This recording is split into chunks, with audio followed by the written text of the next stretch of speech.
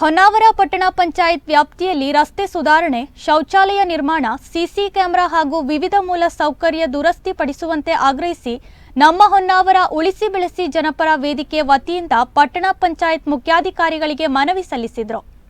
ಹೊನ್ನಾವರ ಪಟ್ಟಣ ಪಂಚಾಯತ್ ವ್ಯಾಪ್ತಿಯಲ್ಲಿ ಈಗಾಗಲೇ ಹಲವು ಮೂಲ ಸೌಕರ್ಯಗಳಿಲ್ಲದೆ ಬಿಕೋ ಎನ್ನುತ್ತಿವೆ. ಪ್ರಭಾತ ನಗರ, ಫಾರೆಸ್ಟ್ ಕಾಲೋನಿ, ಬಂದರ್, ರಾಯಲ್ಕೇರಿ, ರಜತಗಿರಿಯಲ್ಲಿ ರಸ್ತೆ ನಿರ್ಮಾಣ ಹಾಗೂ ಬೀದಿ ದೀಪಗಳ ಅಳವಡಿಸುವಂತೆ ಆಗ್ರಹಿಸಿದರು.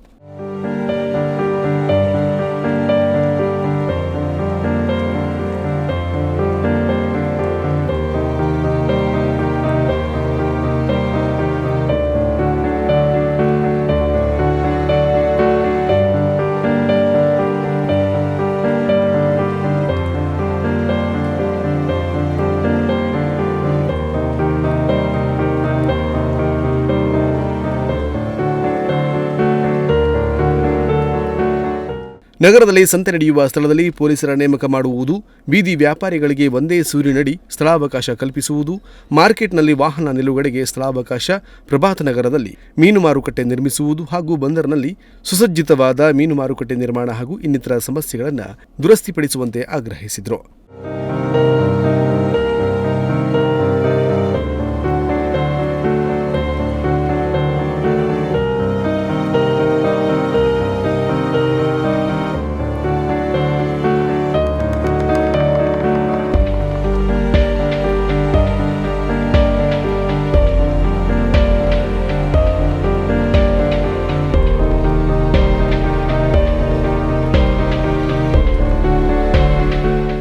ಪಟ್ಟಣದ ಸುತ್ತಮುತ್ತ ಕಸಗಳ ರಾಶಿ ಬೀಳುತ್ತಿದ್ದು, ಆ ಬಗ್ಗೆ ವ್ಯಾಪಾರಿಗಳ ಸಭೆ ಕರೆದು ಸ್ವಚ್ಛತೆಯ ಬಗ್ಗೆ ಅಗತ್ಯ ಕ್ರಮ ಕೈಗೊಳ್ಳುವುದು, ಇನ್ನು ಮುಂತಾದ ಸಮಸ್ಯೆಗಳನ್ನು ಬಗೆಹರಿಸುವಂತೆ ಪಟ್ಟಣ ಪಂಚಾಯತ್ ಮುಖ್ಯಾಧಿಕಾರಿ ಯೇಸು ಬೆಂಗಳೂರು ಅವರಿಗೆ ಮನವಿ ಸಲ್ಲಿಸಿದರು. ಈ ವೇಳೆ ಸಂಘಟನೆಯ ಪ್ರಮುಖರು ಹಾಜರಿದ್ದರು.